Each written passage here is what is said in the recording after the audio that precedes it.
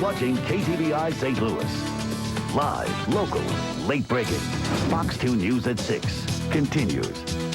Let's dive into the bottom of the bowl. Let's hope he doesn't find glass in his cereal this morning. Tim? Oh, no glass in the cereal, but we got plenty of glass. In fact, we're going to be making it right here at the City Museum and tell you how you can come and watch.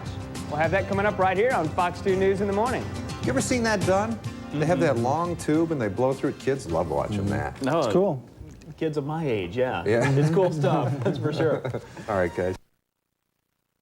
You're watching KTVI St. Louis. Live, local, late breaking. Fox 2 News in the morning starts now. Now we're going to head to the beach where some people only see sand. Others look at a beach and see rows and rows of beautiful glass vases. Tim Ezell is live in downtown St. Louis this morning with a man who can turn a beach into glass. Now, how does that work, Tim? Well, he's a glass blower. Glass artist Kramer right here at the City Museum doing some beautiful works of art. He looks at a beach and doesn't see just sand. He sees beautiful glass works because he's turning sand into glass. Greg, thanks for joining us this morning. You're welcome. What are you working on here this morning? I'm using a wooden block to chill the exterior surface of the glass. The blocks are often made of hard, dense fruit woods, such as apple, pear, or cherry, because of the resin content, the grain pattern, and the natural density of the wood. See how once it gets a carbon layer on there, it won't burn anymore. Now, how hot is that right now? The glass coming out of the furnace is approximately 2,150 degrees. Ooh-wee.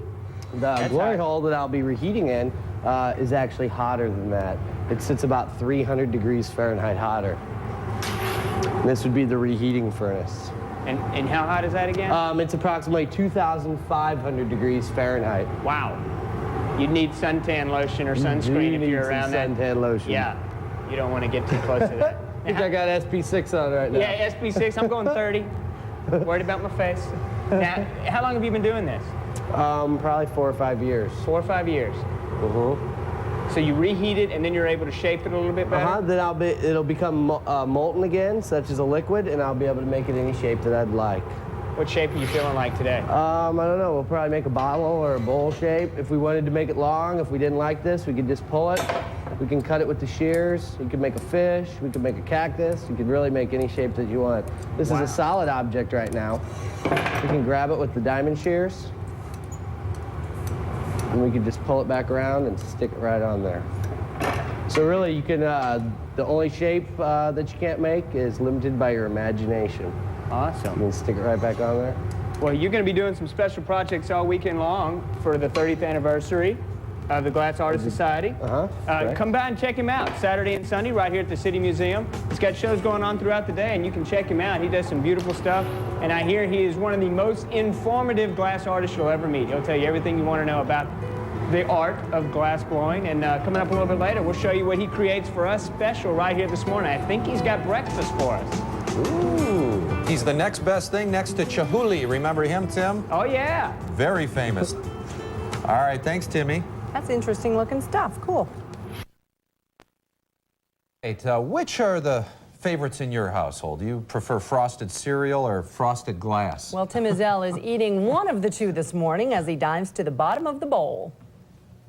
Milky, cereal, maybe. Milky, cereal, milky, cereal, maybe. Hey guys, we're at the City Museum. We are diving to the bottom of the bowl. We're with Greg Kramer, glass artist. He's busy at work over there, but he's provided breakfast for us in more ways than one. I said, hey, could you prepare a little something for us? Look at these eggs he prepared. Yeah, look at those. He even got one a little runny. Didn't know if I liked my eggs hard, and this one's got a fork in it already. He made breakfast as well. And for our cereal, he even created a vessel for us to eat out of. How do you like that right there? And what we're trying today is a brand new cereal. Actually, it says brand new, but let me tell you, all you cereal fanatics out there, you know better. Frosted Krispies.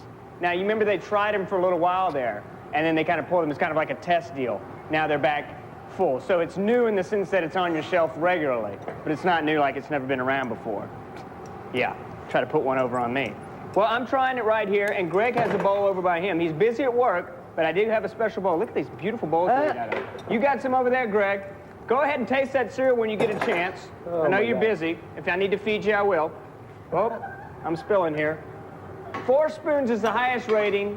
1 spoon is the lowest. What do you think, Greg? What would you rate that cereal? I'd say definitely 4. 4 spoons. You know, my biggest gripe about Rice Krispies is they're not sweet enough, so the frosting I'm definitely a fan of. I'm gonna give it 3 spoons. I'm usually a 2-spooner on the Krispies. I go 3, but I'm pretty tough on my cereals. What are you creating there for us right now, Greg? This will be a smaller bottle, and we might put a foot on it. It's kind of twisted right now. And you're actually blowing air through that tube, Uh-huh. and that gives you your shape. Uh-huh, you're trapping the air in there. Really, I'm enjoying my cereal at this moment. Have you ever blown glass and eaten cereal at the same time before? This is a first. This is a first. That's definitely a first. Wow. That is beautiful. And so is the bowl I'm eating out of. Is this something you could make Looks out of good that? with the Rice Krispies. Oh, it definitely. It works for me. The color coordination, look at that. I've never eaten out of a bowl like this before. Well, you're going to be making a special project all weekend long, right here at the City Museum, in honor of the 30th anniversary of the Glass Artist Society. You can come check him out Saturday and Sunday right here at the City Museum. It's a great exhibit. You don't want to miss it. And coming up, we're going to have a finished product from Greg that we can show you that he's making special for us right here this morning. Cool. Is he selling those, Timmy? Greg, do you sell your works? Yes. You do sell. Yes, they're for sale. You come with the right price, Bert, it could be yours. Yep. Come get you one. Wow. Because they are beautiful. They'd be perfect for cereal in the morning. As you've proven again, Tim Ezell live from the Science Center Oh this my morning. gosh. You're watching KTVI St. Louis. Live, local, late breaking. Fox 2 News in the morning continues.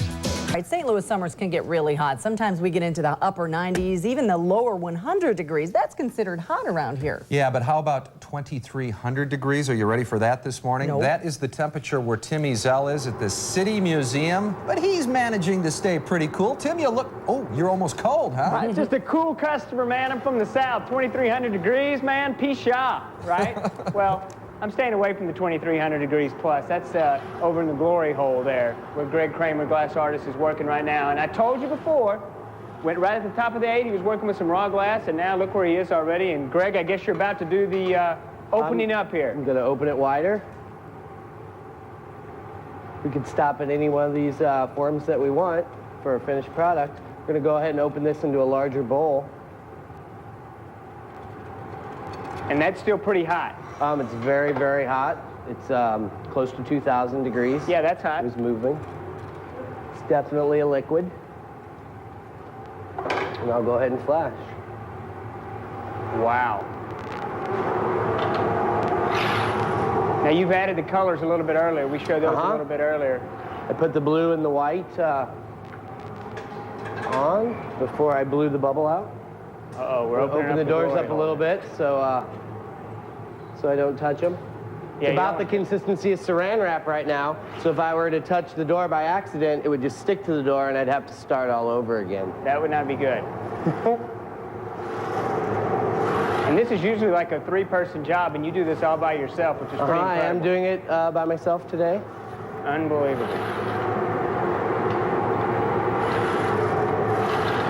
It's just starting to move. It's about like a wet noodle. I want it a tiny bit hotter, just about like Jell-O, and it'll just open right up. We're gonna go ahead and open this into more of a plate shape. There it goes. I want to make sure I keep it straight, so it gets all freaky. Doesn't want to always stay straight, so we want to use the surface tension to help us. And you mentioned the straight edges. That's the toughest part with blowing glass, because you mentioned it's like blowing up a balloon. If you ever try to blow up a balloon and can get a straight side, you'd like to see it, right? Yeah, definitely. It's already too big for the doors, so we'll go ahead and open the doors up. If you thought it was hot before, maybe you Oh, didn't. now it's really getting hot. Maybe you didn't know what hot was. Time for the SPF 50 now. If I turn real fast, this will get longer and longer. It'll become more distorted in shape. So I want to turn as slow as I can without it collapsing. You'll see in about 15 seconds, that'll just open right up into a plate shape. And you mentioned the longer the piece, the cylinder type shapes, those are the hardest to make because you're trying to keep it straighter. Yeah, oftentimes keeping something straight is one of the harder tasks. Okay, and see how it's just opening up flat, such as a plate. And then we could do something like this with it. Oh! There. I'm digging it. Very cool. The famous glass company Steuben had patented that, and that would be called a handkerchief vase. Oftentimes they would make a sphere shape on the bottom. See how the glass just folded, such as fabric. And this would be like what it's going to look like as a finished product. This is Exactly. similar. That would be a different color. This is still about 1,350 degrees. We're going to go ahead and put it in the annealer. The annealer, the word anneal means slow cooling process, and this will take 10 hours to get cold. Wow. So we're going to go ahead and bring it over here. The annealer's sitting at 1,000 degrees Fahrenheit right now. If we did a good job, I'll tap it, and it should come right off of there. There it is. Came right off. Unbelievable.